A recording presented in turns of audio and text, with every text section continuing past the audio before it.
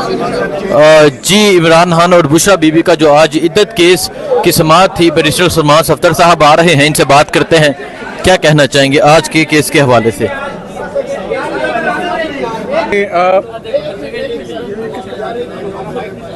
जी sir बताइएगा। हाँ यार, देखिए आज बड़ी मुश्किल से अफजल मजूका साहब के पास क्रिमिनल अपील इमरान खान साहब और बुशरा इमरान की दोबारा बिलाखिर फाइनली रिज्यूम हो गई और सरकार ने जो दोबारा एडजर्नमेंट लेने की कोशिश की, जो अल्तवा का शिकार होने जा रहा था मुकदमा, उसे आज इस्लामाबाद हाई कोर्ट ने मुदई खावर मानिका साहब की दोनों दरखास्तों को रिजेक्ट करते हुए आज दोबारा से फ्रेश डायरेक्शंस आए हैं सेशन जज साहब को कि इद्दत और निकाह की अपील का फैसला अपनी दी गई टाइमलाइन के अंदर ही उसका फैसला आएगा। तो आज उस क्लैरिफिकेशन के बाद और मुदई की दोनों दरखास्तें खारिज होने के बाद, जिसमें उन्होंने मुहर्रम और गर्मियों की छुट्टियों को जवाज़ बनाते हुए तकरीबन 1.5-2 माह की एडजर्नमेंट मांगने की इस्तदा की थी, उसको आज रिजेक्ट और डिसमिस करते हुए बाकायदा दोबारा समाअत शुरू हो चुकी है। सलमान अकरम राजा साहब ऑलरेडी अपने दलाइल मुकम्मल कर चुके हैं।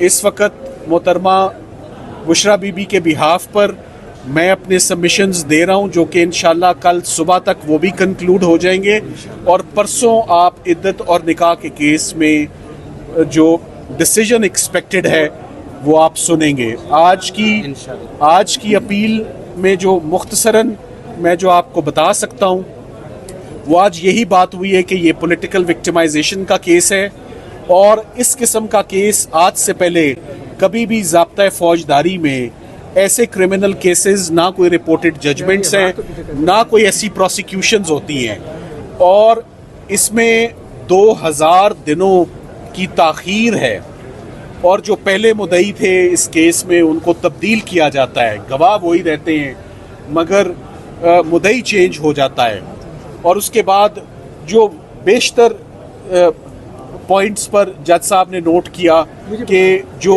टाइम लाइन है खावर मानिका साहब अपने इस्तगासे में देते हैं वो बड़ी वेग है और वो एक काबिले एतबार गवाह नहीं है। याद रहे कि साइफर केस में इस्लामाबाद हाई कोर्ट ने इमरान खान साहब और शाह महमूद कुरैशी साहब को जो बरी किया, उसकी एक बहुत बड़ी वजह आज़म खान साहब का गवाह होना और उनके ऊपर FIR होना था।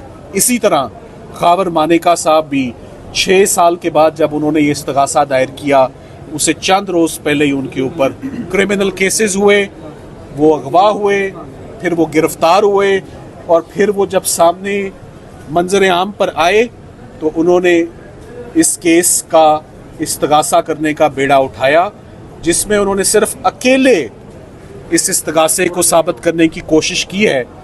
किसी बच्चे ने, किसी फैमिली मेम्बर ने उनको सपोर्ट नहीं किया।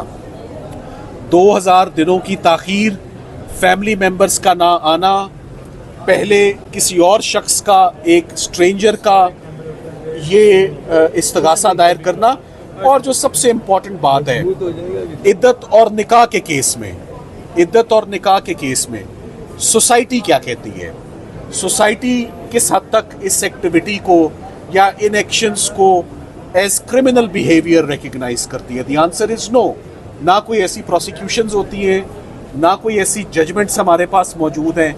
ये मियाँ बीवी का एक मुकद्दस और एक सीक्रेट रिलेशनशिप होता है। इस्तगासा दायर करना और जो सबसे इम्पॉर्टेंट बात है इद्दत और निकाह के केस में, इद्दत और निकाह के केस में सोसाइटी क्या कहती है, सोसाइटी किस हद तक इस एक्टिविटी को या इन एक्शंस को एज क्रिमिनल बिहेवियर रिकग्नाइज करती है। The answer is no.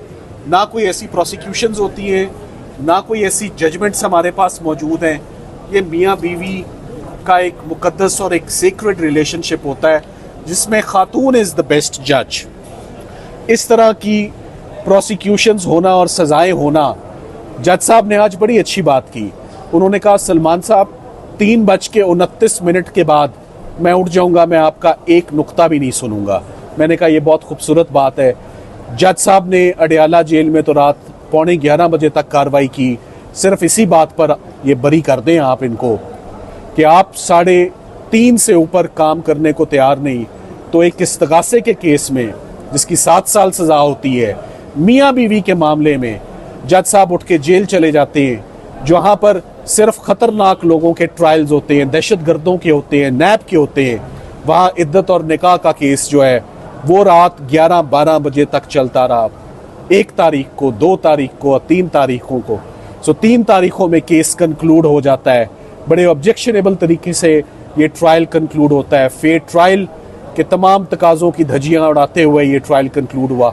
हम बहुत उम्मीद करते हैं कि इंशाल्लाह परसों जैसे बाकी केसेस अपने मंतकी अंजाम तक पहुँचे, ये केस भी इमरान खान साहब और उनकी एहलिया इसमें बाइज्जत बरी होंगे और ये परसों इसका फैसला मुतवक्किल है। साहब ये बताइएगा कि आज अब से कुछ देर पहले यानी बात जो है 4:15 बजे खावर मानिका साहब इस केस के ऊपर प्रेस कॉन्फ्रेंस करने जा रहे हैं, तो इसकी क्या अहमियत है कि वो अदालत में पेश होने के बजाय अब मीडिया के सामने मुकदमा लड़ना चाहते हैं? देखिए, ये मीडिया से तो मैं भी बात कर रहा हूँ, मेरा भी राइट है, उनका भी राइट है। वो क्या कहना चाहते हैं आप सुन लीजिएगा कबल इस वक्त मैं उस पर। मगर एक बात तो बहुत क्लियर है, खावर मानिका साहब अदालतों को इंसाफ करने से रोक रही हैं, ये नहीं होना चाहिए। इमरान खान साहब से मेरी मुलाकात नहीं हुई 3-4 दिनों से, भूख हड़ताल की बात मैं सुन रहा हूँ। वो इसलिए नहीं है कि झूठे मुकदमे बन रहे हैं, वो बन के ख़त्म हो चुके हैं। मेन बात ये, अदालतों को उनका किरदार अदा करने दें, अदालतें अपना काम आज़ादाना तरीके से अपने फ़ैसले सुनाएं, उन पे असरअंदाज ना हो, उनको प्रेशराइज ना करें। इन्हीं जज साहब ने हमारी ज़मानत खारिज की थी। आज इंतहाई अदब, एहतराम और खुशगवार माहौल में हमने उनको असिस्टेंस दी है और उम्मीद की है कि जब सज़ा हुई थी तो रात थी, आज दिन का उजाला है, शायद आज इंसाफ हो जाए। पिछली समाअत में काली बिल्ली का तस्करा हुआ था, आज सिगरेट और तंबाकू का तस्करा किया गया। जी देखिए, आज वो सिगरेट की मिसाल ये थी कि जब सिगरेट बुझने वाला होता है तो उसको फैग एंड बोलते हैं और फेंक दिया जाता है। तो इमरान खान साहब और बुशरा इमरान के खिलाफ जितने केसेस हैं वो फैग एंड पे हैं, सब जल के अपनी मौत खुद मर चुके हैं। ये एक आखिरी एंड पे इद्दत और निकाह का केस रह गया है। कल सुबह जज साहब फैसला सुना दें तो इमरान खान साहब और बुशरा बीबी जो है वो आज़ाद है। Thank you very much. तो क्या करेगा काजी? कोई मुतासरा फरीक दोनों में से कोई नहीं, इसमें थोड़ा दिखाइएगा। Thank you very much. ये ले लें माइक, केस रह गया है। कल सुबह जज साहब फैसला सुना दें तो इमरान खान साहब और बुशरा बीबी जो है वो आज़ाद है। Thank you very much.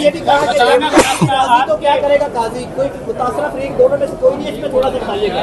Thank you very much. ये ले लें माइक,